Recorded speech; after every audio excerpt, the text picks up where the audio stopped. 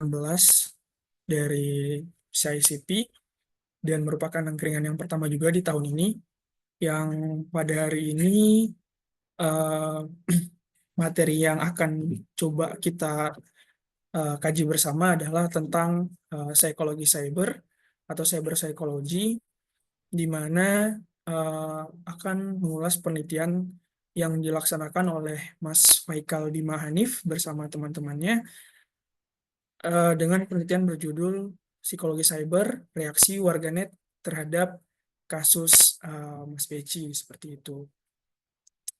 Jadi eh, penelitian ini tuh eh, gambaran besarnya adalah mengkaji tentang salah satu kasus yang lumayan menggemparkan ya waktu itu di Jawa Timur, khususnya di Jombang, di mana ada seorang anak kiai, yakni Mas Beci, yang beliau itu eh, melakukan tindakan seksual ya kepada para santriwatinya dengan modus akan mengajarkan eh, ilmu-ilmu yang eh, tidak biasa seperti itu.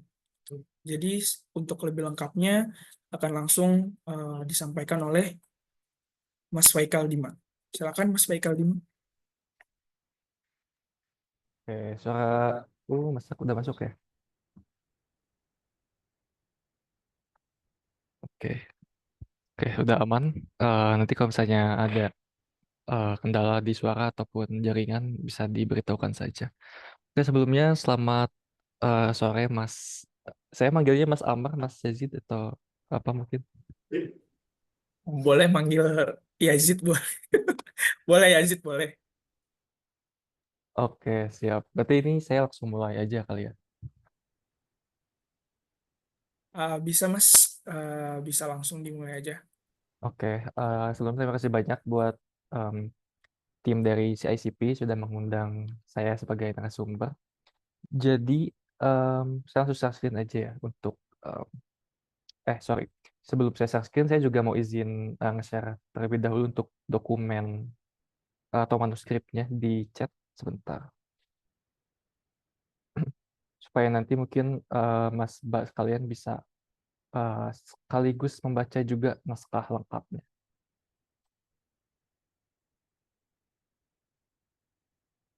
Oke,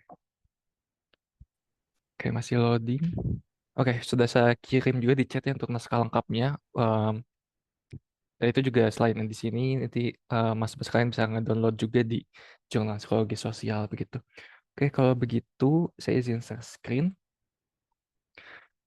Em, oke, sudah terlihat ya? Oke, sudah terlihat. Selamat sore teman-teman dan mas-mas semuanya. Perkenalkan saya Faikal. Saya di sini sebenarnya sebagai salah satu asisten peneliti juga ya dari CICP. Sekaligus juga saya em, baru saja lulus sebagai em, mahasiswa S1 Psikologi UGM gitu. Untuk judul lengkapnya sebenarnya adalah em, Psikologi Cyber, Reaksi warganet Twitter terhadap kasus pencabulan oleh Mas Beci sebagai cerminan nilai dan sikap. Kemudian penelitian ini diketahui oleh saya sendiri. Kemudian ada anggota timnya juga, ada Gita, ada Zaki, dan juga dibimbing oleh Bapak Buldan juga sebagai dosen di Fakultas Psikologi UGM. Oke, mungkin saya juga izin share sedikit terkait personal background saya begitu. Saya jadi research assistant di CICP sejak tahun 2022 hingga sekarang. Kemudian juga sebagai Ketua Lembaga Mahasiswa Psikologi UGM tahun 2024 dan juga menjadi asisten dosen di beberapa mata kuliah ya, terutama di mata kuliah metode dan psikologi sosial begitu. Em, oke, saya juga baru saja meraih gelar sarjana psikologi ya kemarin mungkin di bulan Desember itu baru baru banget sidang dan kebetulan tema penelitiannya juga mirip dengan tema skripsi saya juga mirip dengan apa yang saya presentasikan pada sore kali ini. Oke, itu sedikit dari saya. Mungkin sebelumnya, sebelum masuk latar belakang dari Mas Mbak di sini mungkin ada yang tahu belum ya tentang sebenarnya apa sih cyber psychology atau psikologi cyber? Mungkin kalau ada yang tahu boleh ditulis di kolom chat gitu, atau misalnya kalau belum tahu kita coba telaah bersama-sama gitu. Oke. Oke, sepertinya kebanyakan masih pada asing ya, masih pada awam dengan sebenarnya psikologi cyber itu apa gitu. Oke, nah sebenarnya mungkin di penelitian ini selain saya juga sharing terkait em, bahasan temanya dan juga hasil penelitiannya, tapi juga ingin sedikit mengenalkan juga sih bagaimana sebenarnya penelitian cyber itu dilakukan gitu, karena saya rasa juga belum banyak dilakukan ya di eh, bidang psikologi di Indonesia. Padahal di luar negeri itu udah cukup banyak ya, apalagi sekarang tentang big data dan perkembangan sosial media kan itu sangat menarik untuk diteliti. Nah, masuk ke latar belakang penelitiannya sendiri untuk penelitian ini dari Mas Beci. Jadi kenapa saya awalnya tertarik begitu ya untuk mengangkat kasus ini. Sebenarnya diawalinya itu adalah karena memang ya saya cukup bukan aktif sebagai pengguna ya di Twitter, tapi lebih aktif untuk eh, membaca isu-isu di Twitter tuh sebenarnya apa sih gitu. Misalkan eh, yang trending sekarang misalnya Agus, terus ada makan siang gratis juga misalnya kan. Nah dulu kan di tahun itu tahun 2023 kalau nggak salah itu atau 2022 ya, saya agak lupa. Itu yang cukup viral saat itu adalah kasusnya dari eh Mas Beci ini gitu. Atau di dalam inisialnya adalah MSAT itu. MSAT adalah Muhammad Subci Al Sani alias Mas Beci. Jadi sebenarnya siapa sih Mas Beci ini? Nah, Mas Beci ini itu dia adalah putra seorang kiai di salah satu pesantren di Jombang, pesantren Asyidikiyah, yang kemudian diduga melakukan kekerasan seksual dengan modus spiritual begitu.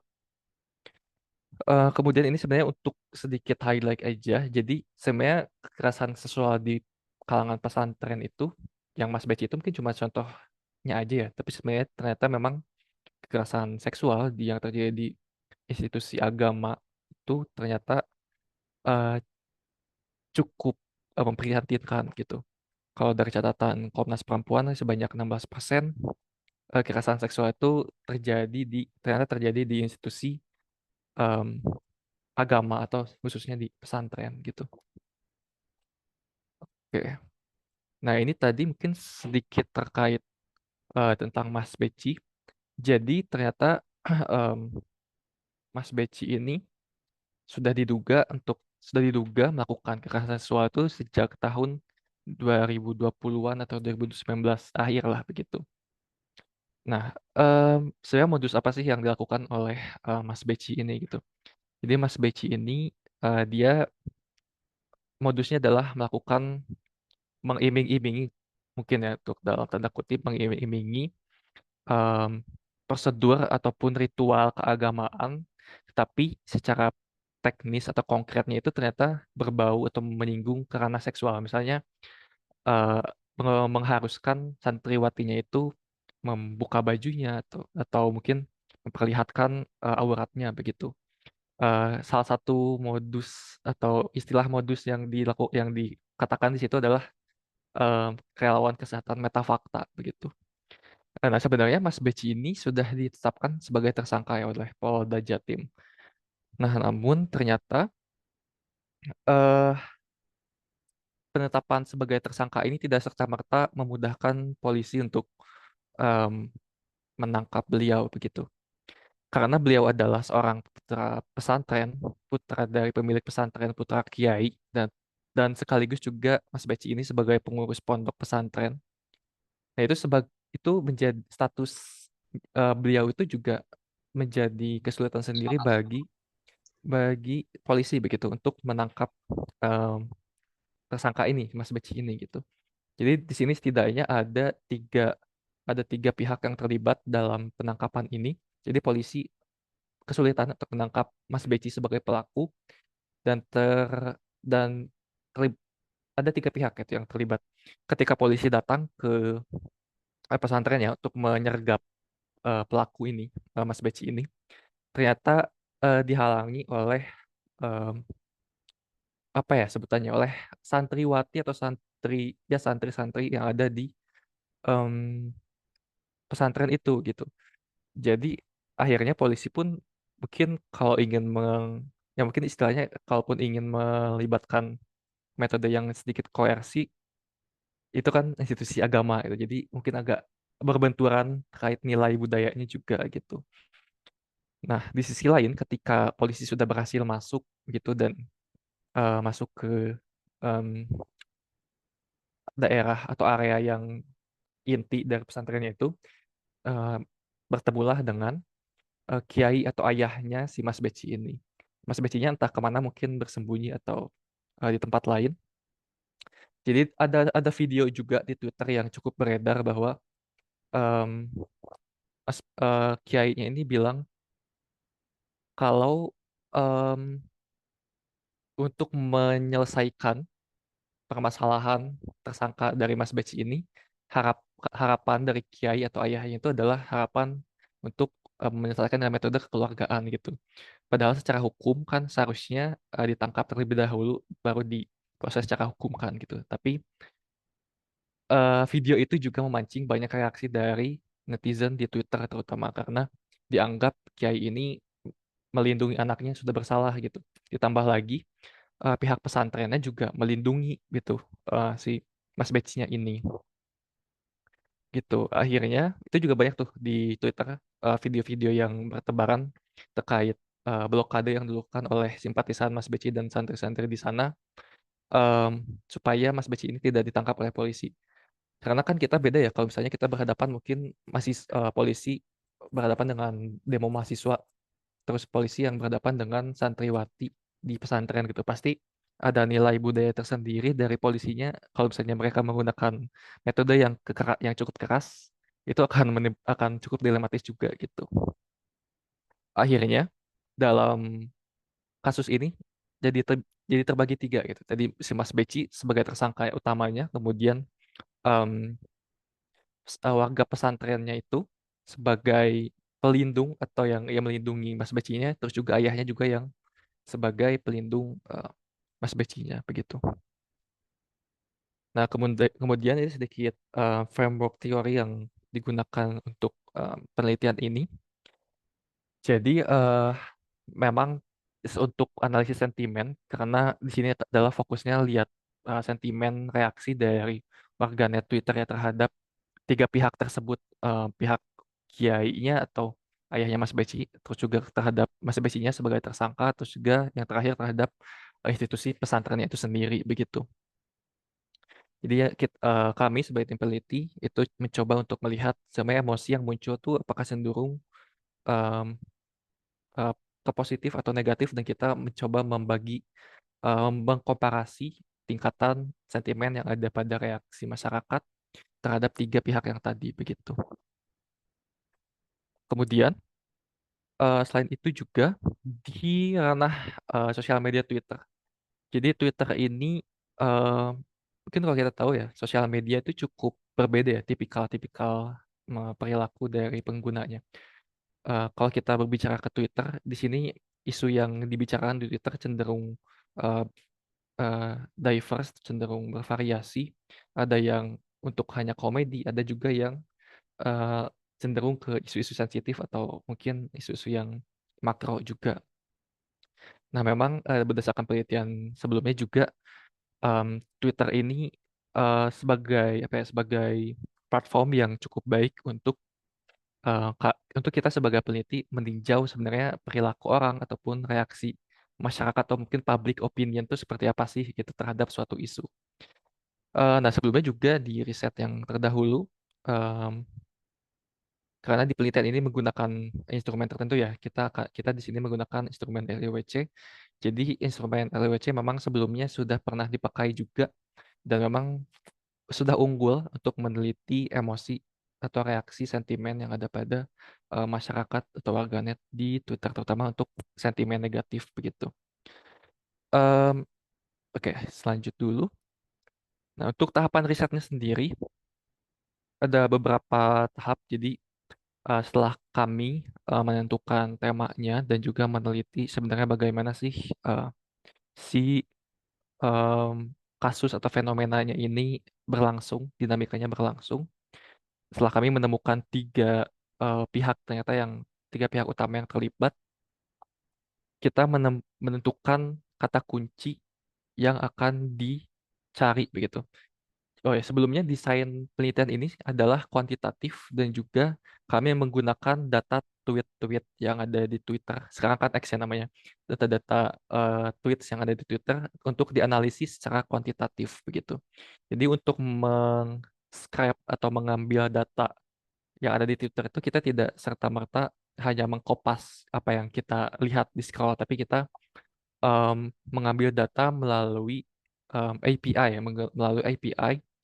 Sebenarnya banyak sih untuk metodenya, tapi kemarin kami sebagai peneliti mengambil datanya itu atau scraping datanya itu melalui pengkodingan Python. Kami kemarin menggunakan eh, platform Google Colab gitu. Nah, dalam pengkodingan Python itu untuk mengambil cuitan atau tweet yang cukup banyak itu pasti memerlukan kata kunci, karena kalau misalnya kita hanya menggunakan kata kunci yang terlalu general, kita akan kesulitan di langkah yang berikutnya, yaitu adalah langkah cleaning data atau pembersihan data. Jadi kita untuk setiap kategori, kita membagi beberapa kata kunci, misalnya untuk mengambil tweets yang reaksinya itu spesifik ke Mas Beci, berarti kita akan menggunakan kata kunci misalnya Mas Beci atau MSAT dan sebagainya. Atau misalnya kita mengambil tweets yang spesifik reaksi terhadap ayahnya Mas Beci. Em, Ayahnya Mas Beci ini namanya adalah Kiai Haji Mokhtar Mufti kalau nggak salah. Jadi kita menggunakan keyword ayah Mas Beci ataupun kita menggunakan keyword Kiai Muhtar Mufti dan sebagainya. Kemudian untuk mengambil cuitan yang eh, relevan, reaksi yang relevan terhadap institusi pesantren atau warga pesantrennya tersebut, kita mengambil kata kunci lainnya juga, misalnya pesantren atau Asidikiyah Jombang dan sebagainya.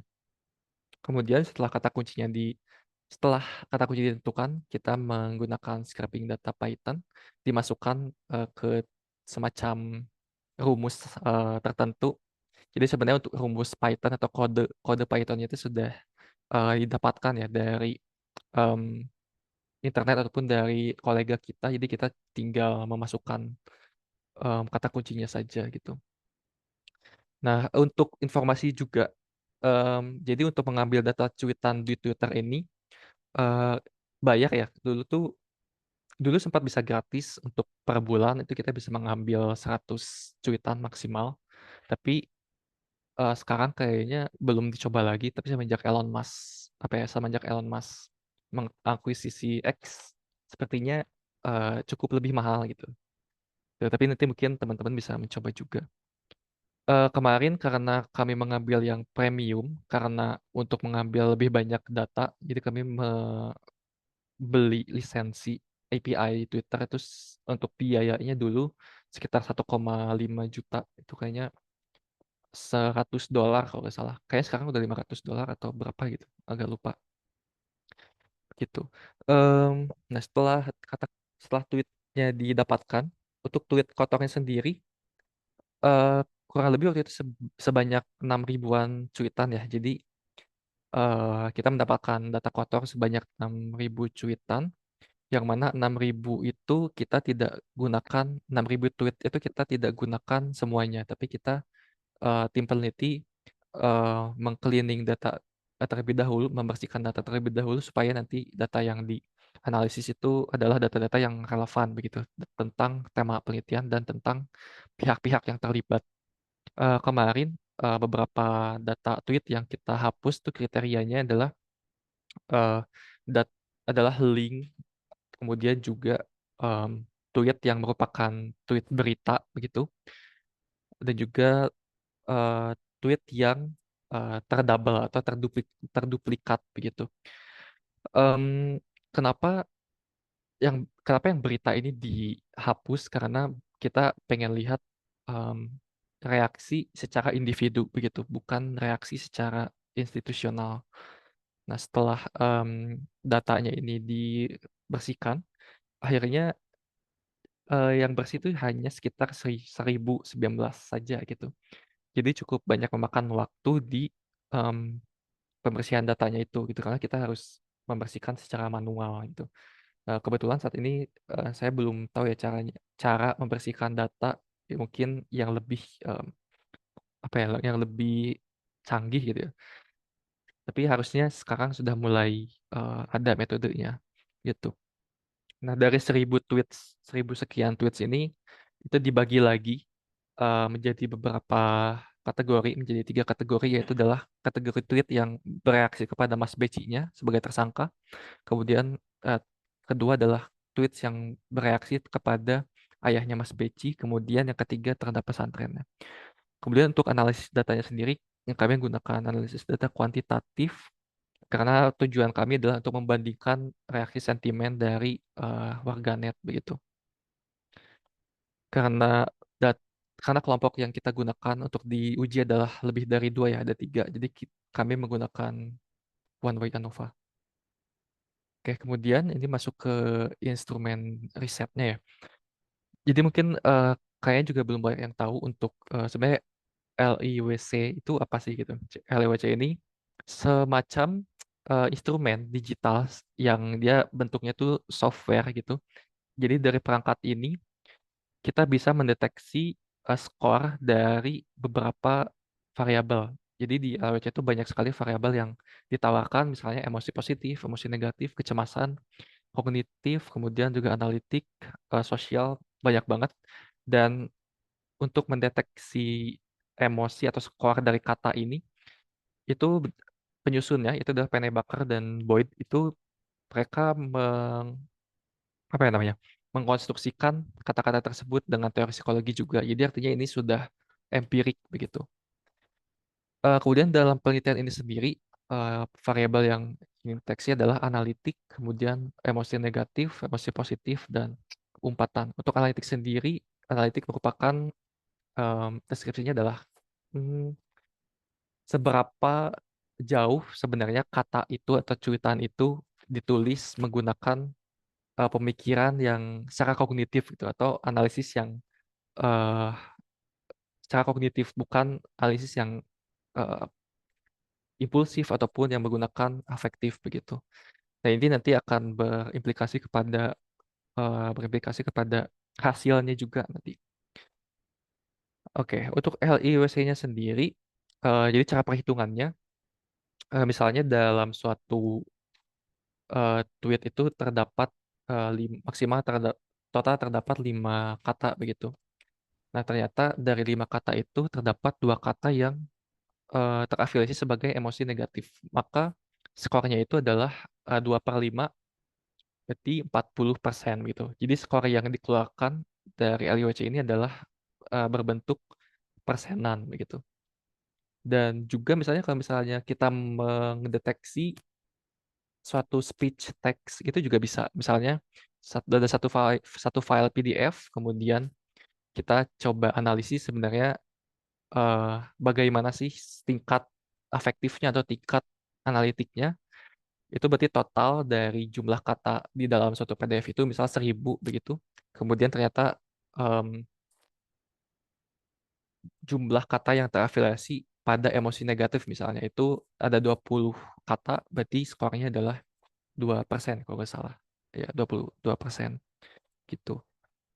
Ini menurut saya sangat apa ya, sangat menjanjikan sih buat penelitian yang menggunakan penelitian kuantitatif yang menggunakan data sosial media ataupun teks transkrip verbal digital.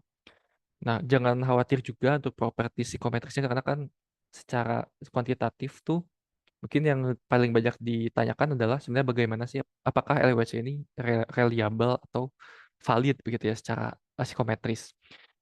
Boyd sebagai penyusun sekaligus penghitung properti psikometrisnya juga sudah menjamin karena validitasnya ini menggunakan validitas konten, di mana eh, diundang gitu ya, diundang beberapa writer, judge atau expert untuk mengkategorisasikan setiap kata ini terhadap setiap kategori tertentu gitu. Jadi kalau misalnya ada writer, misal mayoritas writer setuju bahwa kata ini masuk ke dalam variabel tertentu, berarti itu kata itu sudah valid gitu untuk masuk ke kategori tersebut.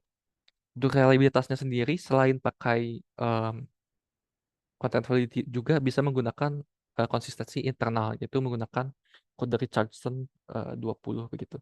Karena tidak menggunakan alpha, sebenarnya pakai alpha juga ya untuk di manual properti psychometrisnya juga. Namun em, karena ini berbeda dengan skala klasik psikologi pada umumnya yang menggunakan item, terus juga menggunakan item gitu. Jadi lebih disarankan untuk melihat hasil dari eh, kode Richardson 20-nya. Tuh, untuk melihat properti psikometris ataupun sebenarnya bagaimana LWC ini bekerja, eh, mungkin teman-teman atau Mas Bah bisa cari saja di websitenya, nanti bisa dicari LIWC, itu banyaklah panduan di situ begitu. Oke, kita masuk ke hasil risetnya. Untuk deskriptifnya, jadi em, untuk N-nya ya, untuk jumlah tweets per kategorinya. Itu untuk ayah Mas Beci memang paling sedikit ya, ada 64, kemudian untuk Mas Beci ada 818, kemudian untuk pesantren ada 137. Kemudian langsung aja ke perbandingannya begitu. Dan di sini bisa dilihat bahwa untuk variabel analitik ternyata skor yang paling besar itu ada di pesantren gitu, ada di kategori pesantren, ada di tweet warganet yang mereaksi terhadap pihak pesantrennya gitu. Nah, kemudian untuk di emosi negatif, ya mungkin sudah terduga juga ya kalau memang Mas Beci ini tersangka, jadi reaksi negatifnya itu lebih banyak terhadap Mas Becinya sebagai tersangkanya gitu. Kemudian untuk emosi positif, sini lebih banyak juga ke Mas Beci. Nah, ini mungkin cukup menariknya juga ya. Kenapa kok negatifnya Mas Beci lebih tinggi, tapi positifnya juga paling tinggi juga gitu di antara tingkatan-tingkatan yang lain gitu. Kemudian untuk umpatan juga yang paling banyak lah ke Mas Beci gitu. Dan di sini mungkin terlihat sepertinya kontradiktif ya antara hasil emosi negatif dan juga emosi positif. Namun ini harus juga melihat konteksnya karena konteks ketika penelitian ini dilakukan adalah ketika Mas Becinya akhirnya sudah ditangkap ya, tapi belum diadili gitu. Sudah ditangkap, akhirnya ketika melihat konteks-konteks tweetnya juga ternyata memang banyak juga tweets yang mengucapkan rasa syukur atau rasa senangnya atas ditangkapnya Mas Beci begitu. Jadi kenapa itu emosi positifnya lebih tinggi juga di Mas Beci. Oh ya mungkin juga untuk analisis karena mungkin eh, memang ini adalah analisis kuantitatif tapi karena kita menghindari hasil skor yang cenderung semantik saja. Jadi peneliti juga saat proses pembersihan data itu perlu juga untuk memahami konteks dari tweet yang dianalisis begitu. Jadi kalau ada konteks tweet yang cenderung apa ya namanya melebar kemana-mana, itu kita eh, most likely akan menghapusnya. Oke, ini untuk word cloud-nya sendiri. Jadi word cloud ini kumpulan kata-kata yang eh, paling banyak disebutkan begitu di kasus ini itu. Ini mungkin ada beberapa kata yang belum sempat terhapus begitu seperti detik.com. Itu karena pas saya cari kemarin word cloud yang sudah bersihnya ternyata em, apa ya terhapus gitu. Tapi teman-teman bisa cari di PDF-nya begitu. Di PDF-nya itu ada word cloud yang lebih bersihnya juga. Kemudian yang ayah Mas Beci ini memang ya lebih sedikit gitu karena dari tweetnya juga lebih sedikit. Jadi kalau dari Mas Beci sendiri, dari word cloud-nya, salah satu kata yang muncul itu memang pencabulan, dan juga di situ ada eh, hukum juga begitu. Dan di situ mungkin kalau teman-teman melihat ternyata ada kata Jokowi juga ya di kategori Mas Beci. Nah itu akan kita bahas di belakang begitu. Kemudian untuk yang Mas Beci, ayahnya Mas Beci juga ternyata kata-kata yang paling banyak disampaikan adalah hukum ataupun ditangkap, kemudian DPO juga. Kemudian untuk pesantren, ini terkait legalitas pesantrennya ya, dicabut izin, kemudian hukum juga dan sebagainya. Ada dia membawa Kemendag juga. Oke, untuk uji one way ANOVA-nya, untuk menguji perbedaan tingkat kategori antar perbedaan variabel antar kategori masing-masing, itu sebelum kita menguji ANOVA, kita ke homogenitas terlebih dahulu. Ini sangat teknis ya, tapi saya rasa penting gitu. Jadi untuk pengujian komparasi seperti t-test ataupun ANOVA, itu normalitas tidak perlu diuji gitu, karena ANOVA dan t-test cenderung robust, cenderung kuat untuk uji normalitas. Namun untuk uji homogenitas sangat disarankan untuk tetap dilakukan, karena memang nanti akan berpengaruh terhadap pengujian ANOVA mana yang akan digunakan begitu. Dari sini memang mayoritas variabel tidak homogen ya begitu. Jadi yang digunakan adalah uji one way ANOVA Wells dengan asumsi variansnya tidak setara begitu. Dari uji ANOVA ini dapat dilihat bahwa ternyata terdapat perbedaan tingkatan begitu ya. Tingkatan antara masing-masing pihak itu di analitik, kemudian di emosi negatif, di umpatan gitu. Walaupun memang di emosi positif terlihat juga ada perbedaan antara masing-masing kategorinya. Tetapi ternyata secara statistik inferensial itu perbedaannya tidak signifikan gitu. Jadi dianggap setara. Oke, kemudian kita melihat uji post hoc-nya, atau kita melihat secara rinci sebenarnya eh, antar antar kategori itu, antar kategori reaksi itu sebenarnya yang berbeda itu ada di mana sih gitu. Nah, kalau kita lihat di sini ternyata untuk di analitik yang memiliki perbedaan itu ada di reaksi terhadap ayah Mas Beci dan juga reaksi terhadap pesantren gitu. Untuk reaksi organet terhadap eh, maaf, ayah Mas Beci terhadap pesantren itu, untuk reaksi organet terhadap em, kategori lainnya itu cenderung sama gitu. Kemudian ini untuk emosi negatif yang berbeda ternyata ada di tingkatan skor em, reaksi terhadap Mas Beci dan juga terhadap ayah Mas Beci. Oke, saya langsung lanjut aja. Kemudian untuk di umpatan ini yang berbeda ada di hampir semua kategori ya, kecuali antara ayah Mas Beci dan pesantren itu masih mirip-mirip untuk umpatan. Oke, ini untuk visualisasi sederhananya saja. Mungkin kalau tadi kan terlalu apa ya, banyak angka-angka ya, jadi agak sulit juga itu untuk memahaminya.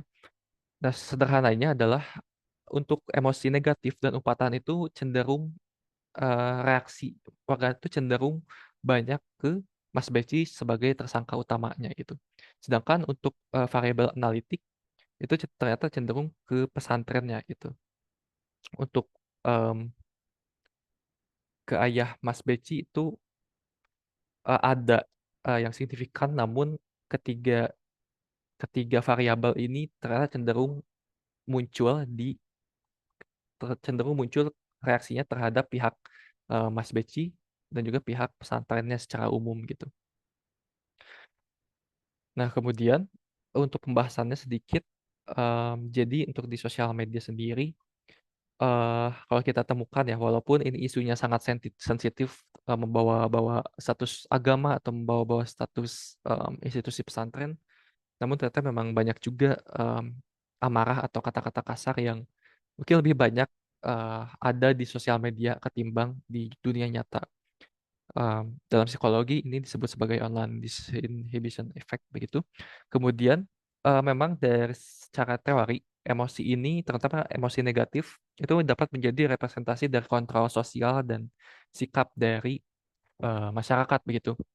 Kalau kita lihat tadi kan emosi negatif itu banyak muncul terhadap Mas Beci, artinya kalau kita hubungkan terhadap teori, artinya ya masyarakat mempunyai sikap atau nilai bahwa apa yang dilakukan oleh Mas Beci ini salah, sehingga emosi negatif cenderung banyak terhadap Mas Beci begitu sebagai tersangkanya gitu. Kemudian sikap yang muncul atau penilaian yang muncul terhadap Mas Beci ini berasal dari komponen afektif gitu. Kalau kita lihat tadi analitik kan banyaknya ke pesantren, sedangkan ke Mas Becinya sendiri kebanyakan emosi negatif dan umpatan begitu. Nah, untuk tingginya komponen analitik pada kategori pesantren ketimbang kategori ayah Mas Beci dan Mas Beci, em, terhadap pesantren, jadi kita bagi pembuatan sikap itu terhadap menjadi tiga bagian ya untuk terciptanya sikap dari suatu individu. Kalau di dalam psikologi sosial ada kognitif di base attitude, kemudian ada affectively based attitude, ada juga behavior secara perilakunya begitu. Nah, kalau kita lihat terhadap pesantren ini, karena skor yang lebih tinggi adalah analitik, sehingga eh, maaf kebalik. Jadi karena masyarakat ini secara logis dan kritis menilai dan melindungi institusi pesantren, mereka cenderung menggunakan kata-kata yang apa ya, yang lebih analitis begitu ya bahasanya, atau lebih menggunakan kognitifnya ketimbang afektifnya begitu. Karena kita tahu sendiri bahwa di Indonesia untuk pesantren merupakan salah satu institusi yang terhormat dan juga kaitannya dengan budaya dan ideologis masyarakat. Karena kan pesantren menjadi salah satu institusi tertua juga dan em, berperan juga dalam peran kemerdekaan Indonesia begitu, sehingga ketika dikaitkan dengan pesantrennya tersendiri maka masyarakat cenderung menilai secara logis ataupun secara analitis begitu. Nah, ini juga untuk emosi positif tadi sudah dimention juga ternyata tertinggi juga pada kategori Mas Beci ya. Nah, eh, sudah dijelaskan bahwa memang adanya ungkapan syukur, namun juga ternyata ada juga bahasa sarkasme em, dari masyarakat juga itu terhadap Mas Beci. Itulah kenapa pentingnya dalam analisis bahasa ini atau analisis teks ini perlunya kita membaca teks secara utuh juga gitu dan memahami konteksnya, sehingga ketika kita melihat skor yang muncul eh, kita tahu kenapa skor itu bisa muncul seperti itu gitu. Kemudian di sini yang menarik juga ada muncul kata Jokowi begitu ya. Jadi sebenarnya di sini muncul kata Jokowi setelah kami peneliti menelaah kembali. Memang karena Jokowi ini ternyata pernah datang ke pesantren tersebut begitu, sehingga mungkin oposisinya ketika pesantren ini terjerat masalah, em, oposisinya ini menjadikan hal itu sebagai peluang untuk menyerang Jokowi begitu. Ini juga kaitannya dengan situasi politik begitu. Karena memang Twitter juga jadi salah satu media atau platform yang orang-orang banyak membahas secara eh, politiknya. Oke.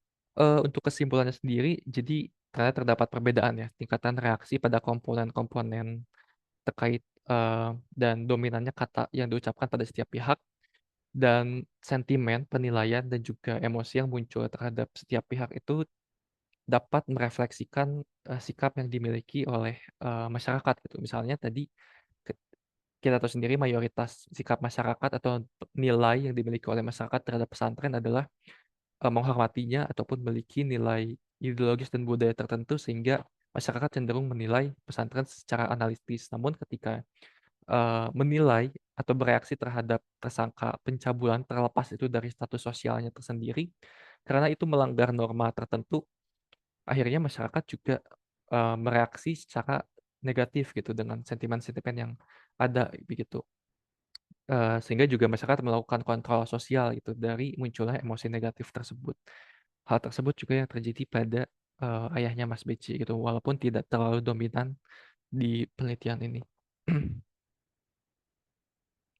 Kemudian untuk limitasi penelitiannya sendiri, jadi untuk pengkodingan Python, karena pengkodingan Python ini hanya bisa menangkap atau meng-scrape data yang em, berdasarkan kata kunci kita, jadi mungkin saja ada tweet-tweet yang semacam replies ataupun tweet yang eh, dia tidak mention kata kunci tertentu, tapi dia masih relate dengan kasus itu bisa saja terlewat dari penelitian ini gitu. Jadi maka dari itu salah satu kekurangannya itu gitu karena ini sangat apa ya, sangat sangat teknis juga gitu. Nah, kemudian LWC memang belum tersedia dalam bahasa Indonesia. Jadi kemarin kami untuk menganalisis tweetsnya karena kan bahasa Indonesia, itu kami menggunakan metode translasi balik ya, back translate. Kita mentranslate bahasa kepada bahasa Inggris, kemudian mentranslate lagi ke bahasa Indonesia, terus menyesuaikan maknanya.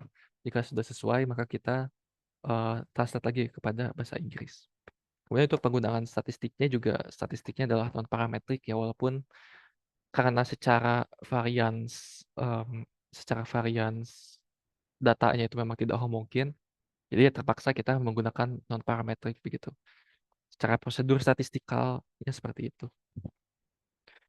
Oke, mungkin itu saja dari em, saya. eh jadi teman-teman mungkin boleh follow juga IG-nya cicp.ugm untuk cari informasi lebih lanjut terkait penelitian di CISP. Oke, saya kembalikan lagi kepada Mas Yazid. Terima kasih. Ya, baik. Terima kasih ya Mas Faikal, luar biasa banget ya eh, apa yang disampaikan sama Mas Faikal seperti itu. Jadi kita langsung masuk aja ke sesi diskusi ya. Sesi diskusi dari apa materi yang sangat luar biasa yang sudah disampaikan oleh Mas Faikal. Mungkin eh, dari para audiens yang ada di sini, apakah ada yang ingin ditanyakan terlebih dahulu terkait materinya? Mungkin bisa langsung raise hand.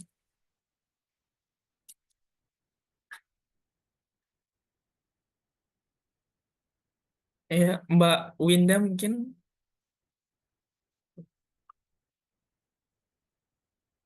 ya belum ya. Ya baik. Kalau gitu mungkin Mas Faikal bisa share yang tadi lagi nggak, Mas? Yang soal online distribution effect tadi. Kayaknya itu menarik deh untuk kita kaji bareng gitu. Oke, sebentar. Siap.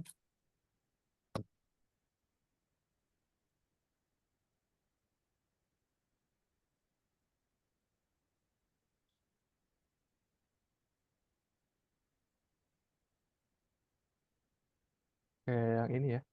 Ya benar. Nah, untuk online distribution effect ini kan sebenarnya em, apa ya? Sesuatu yang terjadi ketika seseorang eh, berinteraksi di media sosial seperti itu. Ini kan tidak terjadi secara nyata atau langsung gitu. Nah, ini juga mungkin kalau dari bacaan saya ya, ini juga yang menjadi pengaruh mengapa seseorang itu bisa melakukan tindakan agresif di media sosial.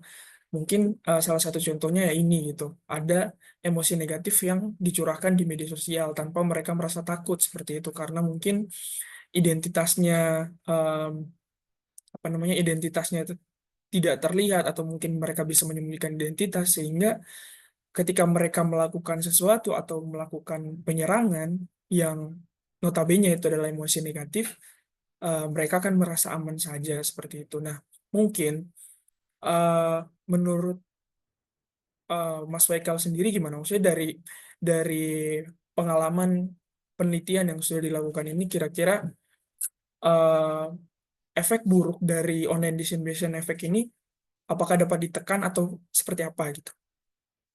Maksudnya untuk kontrolnya seperti apa gitu? Oke, terima kasih Mas untuk pertanyaannya. Mungkin untuk ini ya, untuk online disinformation efek sendiri. Jadi dalam penelitian ini memang karena konteksnya adalah internet, ya emosinya yang muncul mungkin cenderung negatif. Tapi kalau misalnya kita mungkin melakukan penelitian secara langsung, melakukan apa ya namanya, melakukan wawancara langsung mungkin ke warga sekitar atau bahkan mungkin kita malah menjadikan eh, warga pesantren itu sebagai apa ya, sebagai perspektif yang berbeda lagi. Nah, itu saya jadi menarik juga apakah hasilnya akan sama dengan penelitian ini gitu, dengan setting yang berbeda gitu. Karena kan kalau kita dengan setting internet adanya kecenderungan tadi, ada kecenderungan untuk mengkritik atau amarahnya lebih besar. Jadi penelitiannya atau hasilnya seperti ini gitu. Itu juga menurut saya sangat apa ya, sangat berdampak pada hasilnya juga. Dan juga oh ya, net note juga karena di penelitian ini juga apa ya namanya, menggunakan tidak melihat background dari penggunanya juga. Jadi ya mungkin saja ada, ini salah satu kelemahan penelitian di Twitter ya. Kita belum ada metode yang pasti untuk bisa menjelaskan apakah ternyata tweet itu muncul dari buzzer atau bukan gitu. Nah, itu juga jadi salah satu apa ya, salah satu concernnya mungkin buat penelitian berikutnya eh karena kalau kita lihat lagi ternyata kan banyak juga yang bawa-bawa malah merembet ke situasi politik, misal ke Jokowi dan sebagainya. Kita juga bisa eh, jadi asumsi juga apakah memang eh, cuitan yang muncul pada eh, penelitian ini didasarkan pada cuitan yang objektif atau mungkin cuitan yang kita tidak tahu sebenarnya di belakangnya itu siapa juga gitu. Dan karena penelitiannya di Indonesia mungkin belum banyak, jadi saya rasa kedepannya bisa jadi peluang buat eksplorasi lebih lanjut sih gitu. Terus juga berkaitan dengan online disinhibition effect juga. eh Balik lagi ya, kalau karena tadi ini juga apa ya namanya? Karena di konteks sosial media, secara nature juga, gak cuma di sosial media sih, tapi secara nature juga, saya pernah baca juga bahwa memang manusia tuh sebenarnya cenderung apa ya, cenderung eh, sensitif dengan emosi negatif ketimbang emosi positif gitu. Apalagi di sini ditambah dengan anonimitas dari si pengguna ini, jadi dia merasa bebas untuk bisa eh, mengeluarkan kata kasar atau bahkan juga dari Atrial juga mengatakan juga perilaku agresif memang lebih banyak di sosial media gitu walaupun dampaknya tidak secara fisik langsung gitu. Itu sih mungkin ya Mas. Iya, baik. Terima kasih ya jawabannya Mas Faikal ya. Mungkin dari peserta online mungkin ada yang ingin menanggapi atau mungkin ada yang ingin bertanya lagi.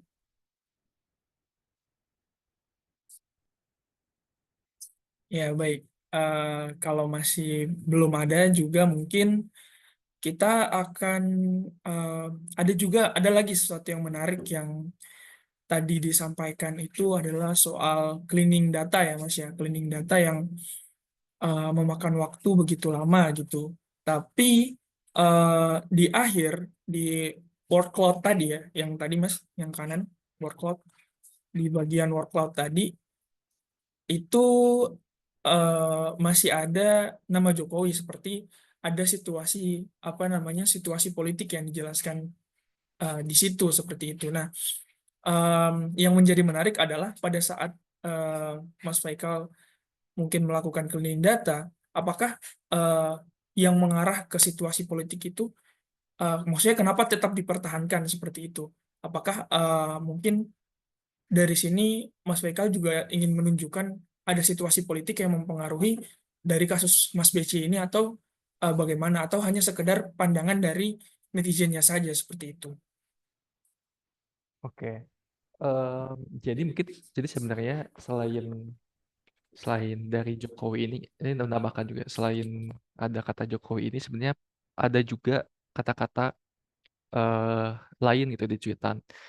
Misalnya HRS Habib Rizik Syihab, kemudian juga ada eh, kalau nggak salah pernah juga ada Mahfud MD, cuma mungkin yang lebih sering di-mention di sini adalah Jokowi. Yang pertama, betul kami ingin melihat juga situasi politiknya, namun situasi politik itu terbawa karena memang cuitan yang dimasukkan atau cuitan yang ada itu memang bereaksi terhadap eh, si ketiga pihak ini gitu Mas. Jadi benar sih kayak tadi dua-duanya, tapi tidak hanya melihat salah satu aja. Kebetulan si cuitannya ini apa namanya tertuju terhadap salah satu pihak ini, tapi juga ternyata secara tidak langsung juga itu menjelaskan situasi politik yang ada saat itu juga begitu. Iya, berarti em, luar biasa banget ya, maksudnya dari penelitian ini kan bisa membuka eh, semuanya gitu tentang bagaimana kasus ini dapat merambat kemana-mana sebenarnya seperti itu. Jadi mungkin dari sini kita banyak belajar kalau misalnya di eh, internet atau misalnya di sosial media banyak banget hal-hal yang bisa kita temuin dan itu tuh apa namanya merambat kemana-mana seperti itu gitu. Nah, selanjutnya yang masalah ini juga Mas, masalah satu lagi ya Mas ya, yang masalah pondok pesantren ini gitu. Jadi kan sebenarnya eh, citra orang terhadap pondok pesantren itu kan harusnya bagus gitu, tempat yang suci seperti itu. Nah, em, tapi mungkin ya akhir-akhir ini atau mungkin sudah lama itu pondok pesantren eh, banyak mendapatkan kasus-kasus seperti ini gitu, kasus-kasus kekerasan seksual dan lain sebagainya gitu yang berkaitan dengan masalah seksualitas seperti itu yang harusnya tidak terjadi di sana gitu. Nah, kira-kira dari cuitan-cuitan yang Mas Faikal temukan itu kayak gimana? Apakah pada akhirnya mengurangi kepercayaan terhadap pondok pesantren atau mungkin berdampak pada eh, apa ya citra dari pondok pesantren tersebut seperti itu, gitu Mas. Oke. Kalau dari pondok pesantren, kalau misalnya dibilang mengurangi kepercayaan, sebenarnya nggak bisa dibilang juga karena itu perlu ada pengukuran lebih lanjut lagi mungkin ya secara empiris. Eh, namun em, kalau misalnya kita lihat kasus-kasus yang beredar sampai saat ini, memang selain pelecehan seksual juga kan bullying juga cukup ya gak bilang semuanya, tapi cukup ada beberapa kasus yang terjadi di sana juga kan gitu. Nah, kalau misalnya kita lihat trennya, memang tren untuk memasukkan anak ke pesantren kan cukup jadi perhatian juga ya. Tapi secara pesantren, jadi di sini kalau misalnya kita lihat masuk ke konteks penelitian ini, kita warganet memisahkan antara pesantren secara umum, kemudian juga dengan pesantren Asyidikiyah tersebut gitu. Jadi karena kan di sini Asyidikiyah ini salah satu pesantren yang cukup besar gitu ya. Jadi ketika terjadi suatu hal di situ, masyarakat memang menginginkan untuk izin si pesantren itu dicabut gitu, atau izin si Asyidikiyah itu sebagai ponpes dicabut gitu. Sebagai institusi Asyidikiyahnya ya, bukan sebagai pesantren secara umum gitu. Tapi masyarakat cenderung menilai karena di sini juga skor yang lebih dominan di pesantren adalah skor analitis begitu. Jadi cenderung menilai pesantren ini secara berhati-hati gitu, tidak semeta-meta mengungkapkan umpatan mereka ke pesantren atau mengungkapkan amarah mereka ke pesantren gitu, tapi lebih kepada bagaimana sih kita untuk apa ya, bagaimana cara kita untuk menjaga nama baik pesantren dengan misalnya mencabut izin pesantren-pesantren yang ternyata di dalamnya terdapat pelanggaran begitu. Itu sih yang ditemukan di sini. Tapi menarik juga berikutnya mungkin bisa diteliti juga terkait kepercayaan dari masyarakat terhadap pesantren begitu ya. Karena apalagi banyak juga kayaknya kasus-kasus yang itu jadi bisa jadi penelitian dengan tema yang menarik gitu Mas. Iya, jadi sebenarnya dari sini kita dapat mendapatkan banyak banget wawasan ya, bagaimana dalam psikologi cyber ini banyak banget gitu hal-hal yang bisa kita kaji bersama gitu. Apalagi tren media sosial saat ini yang sangat naik mulai dari Twitter, Instagram, Facebook, semua itu kan eh, lagi marak-maraknya seperti itu. Jadi mungkin teman-teman yang ada di sini ataupun siapapun yang ingin melakukan penelitian dengan psikologi cyber, topiknya sangat banyak seperti itu gitu. Ya, mungkin eh dari audiens yang lain ada yang ada yang resen nih. Siapa ya? Mas Yus ya? Mas Gimana? Yus? Iya, silakan Mas Yus. Ada pertanyaan? Eh, eh, Terima kasih Mas Faikal dan Mas Amr. Ini tuh penelitian yang sangat menarik yang bagi saya yang orang Jawa Timur ini tuh kayak menantang begitu ya. Kita tahu bahwa di Twitter itu pernah muncul 4 sumber daya manusia Jawa Timur gitu. Yang pertama itu katanya Gus-Gusan, yang kedua itu ada Sound Horeg gitu, terus yang ketiga ada CB, geng CB yang pernah rame juga, terus kemudian satu lagi ada yang tentang kalau tidak salah itu tawuran antar perguruan silat begitu ya. Itu salah satu yang pernah rame di Twitter dan salah satunya adalah Gus-Gusan. Dan bagi saya ini berani gitu ya, penelitian yang berani. Tapi yang jadi pertanyaan, gimana tuh prospek ini di mata Mas Faikal begitu?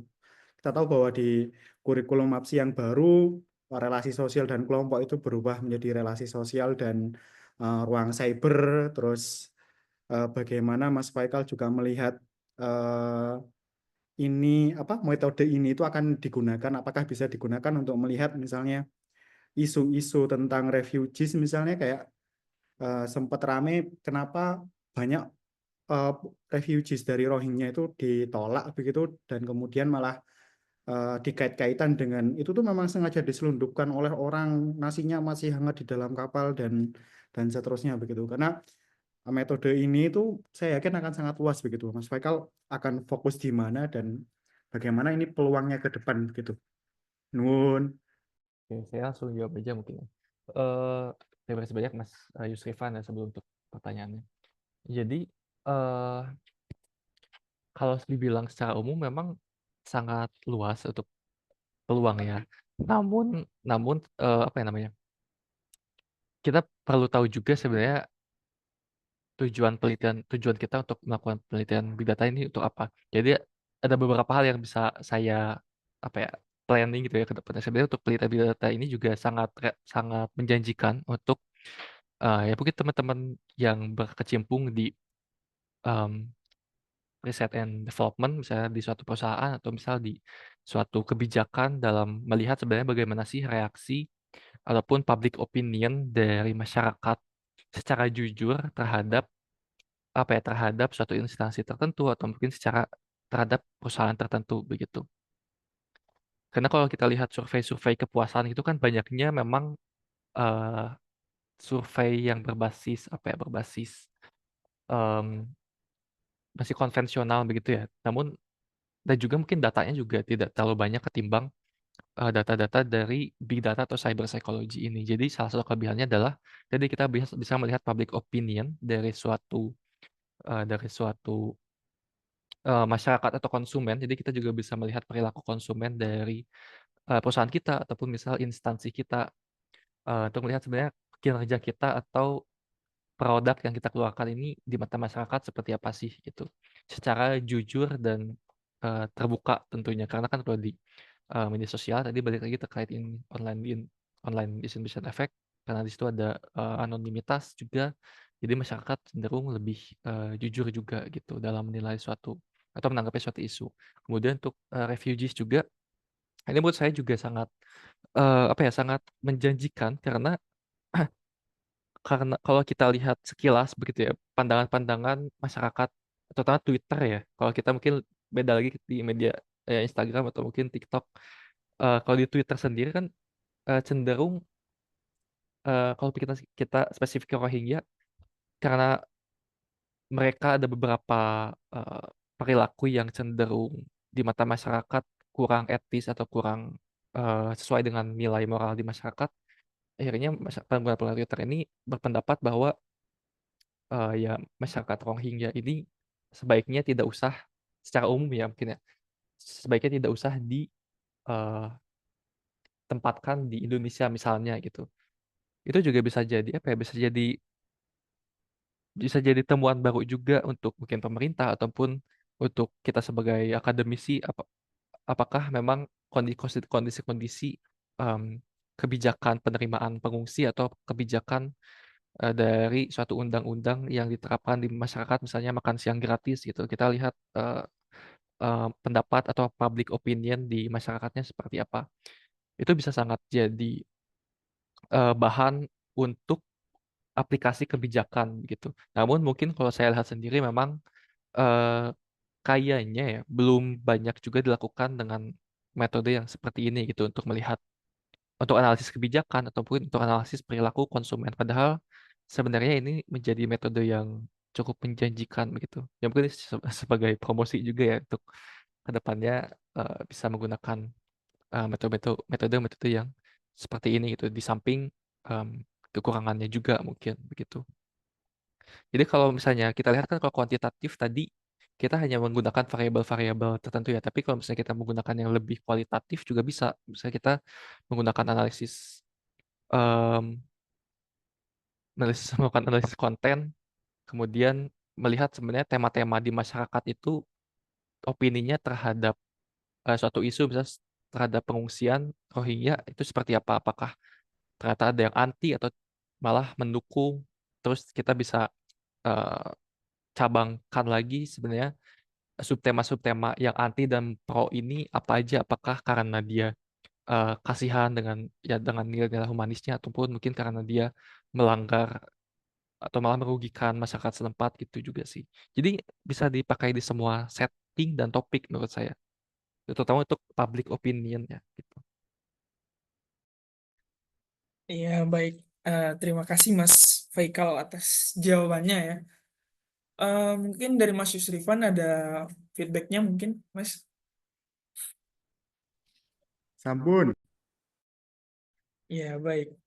Dan ada pesan juga di apa namanya di meeting ya, Mas Faikal diajakin untuk meneliti pengungsian, isu pengungsian pakai LUSC tadi seperti itu. Mungkin ini akan menjadi sesuatu yang menarik juga ya, Mas Faikal ya. Saya sangat terbuka sih untuk semua isu. Sedap. Iya, baik. Eh, Mungkin dari audiens yang lain, apakah ada pertanyaan atau ada feedback terkait materi hari ini? Ya, ada dari Kak Laila Rahma, izin bertanya, latar belakang apa Kak memilih kasus ini? Apa yang menjadi pembeda dengan kasus cyber psychology lainnya? Mungkin bisa langsung dijawab aja, Mas Faikal. Silakan. Oke, terima kasih banyak untuk pertanyaannya.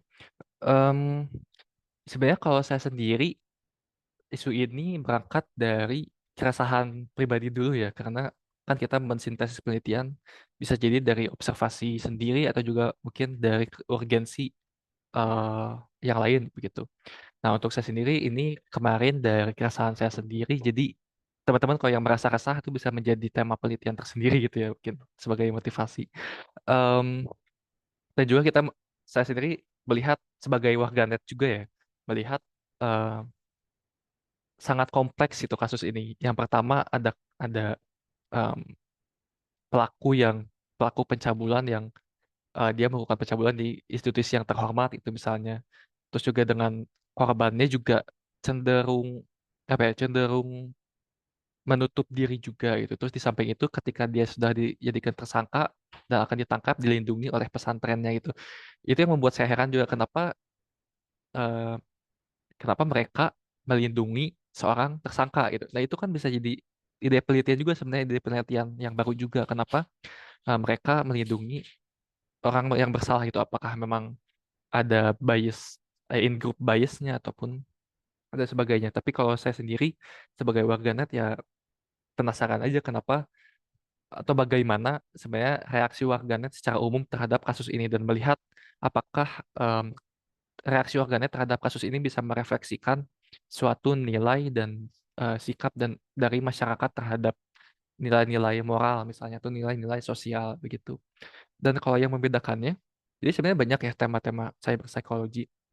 Kalau cyber psychology yang saya gunakan ini kan menggunakan data yang memang data alami atau data natural dari sosial medianya gitu. Kita scraping data.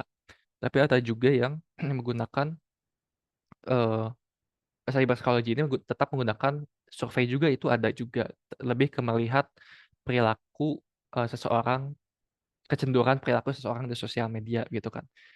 Perbedaannya mungkin dari segi metodenya begitu ya. Kalau misalnya kita lihat misalnya di online dating atau mungkin di kasus persepsi seseorang kepada catfishing dan sebagainya gitu. Membedakan dari datanya juga. Terus juga dari konsepnya juga, em, selain isu-isu sosial, sebenarnya isu-isu klinis juga bisa bisa dibawa dalam cyber psychology. Jadi dalam penelitian cyber psychology kita bisa memprediksi em, kecenderungan seseorang untuk mempunyai tingkat kecemasan atau mungkin mohon maaf tingkat depresi misalnya gitu. Karena ada penelitian juga yang meneliti eh, apa ya namanya keterhubungan atau peran penulisan microblog di Cina. Mungkin teman-teman udah pada tahu ya microblog kayak ya blog pribadi aja gitu atau yang berisi curhatan-curhatan gitu dengan tingkat depresi seorang. Jadi di situ penelitinya mengukur terlebih dahulu mengukur tingkat depresinya menggunakan alat ukur psikologi yang konvensional, kemudian juga menggunakan LIWC sebagai metodenya untuk mendeteksi kata-kata di microblognya itu, kemudian dikorelasikan kayak diregresikan. Ternyata emang kita bisa memprediksi kecenderungan tingkat depresi seseorang dari penulisan microblognya itu gitu, atau bahkan dari bentuk lainnya eh, itu kita bisa juga memprediksi kesuksesan akademik dari tulisan esai seseorang menggunakan variabel analitik tadi, karena variabel analitik tadi awalnya digunakan dicetuskan oleh penembak itu, dia menggunakan variabel itu untuk meneliti sebenarnya penggunaan jenis kata-kata tertentu itu bisa memprediksi gak sih kesuksesan akademik seseorang gitu, atau di kasus atau di tema fenomena debat capres di pemilihan presiden itu di Amerika Latin juga em, sentimen terhadap setiap capres itu ternyata bisa memprediksi juga siapa sih capres yang bakal terpilih di kedepannya gitu. Jadi itu sangat banyak sih untuk cyber psikologi sendiri gitu ya. Ya, baik.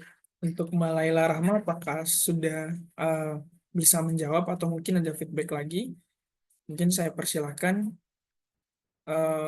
Sembari itu mungkin saya ingin menambahkan sedikit ya. Jadi mungkin dalam cyber psychology itu kalau yang dikembangkan sama Mas Waikal dan teman-teman itu mungkin menggunakan LWC ya, karena mungkin case-nya itu spesifik gitu, mengkaji tentang eh, pandangan orang-orang di sosial media tentang kasus Mas Beci. Jadi ada kasus Mas Beci di sana, jadi spesifik gitu. Nah, kemudian juga ada penelitian-penelitian yang memang menggunakan skala konvensional seperti survei seperti itu gitu. Jadi kalau yang survei itu biasanya penelitiannya lebih general gitu. Mungkin melihat kepribadian seseorang di dalam eh, dunia internet dan lain sebagainya gitu.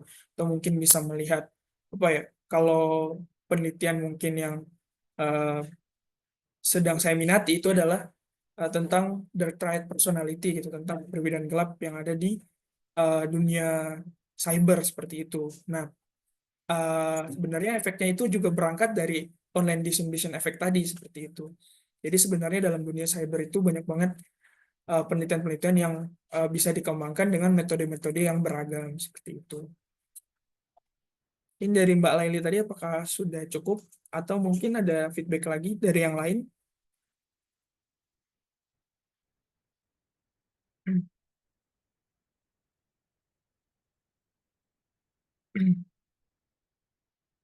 Ya, eh, kalau tidak ada feedback lagi dari yang lain dan tidak ada pertanyaan,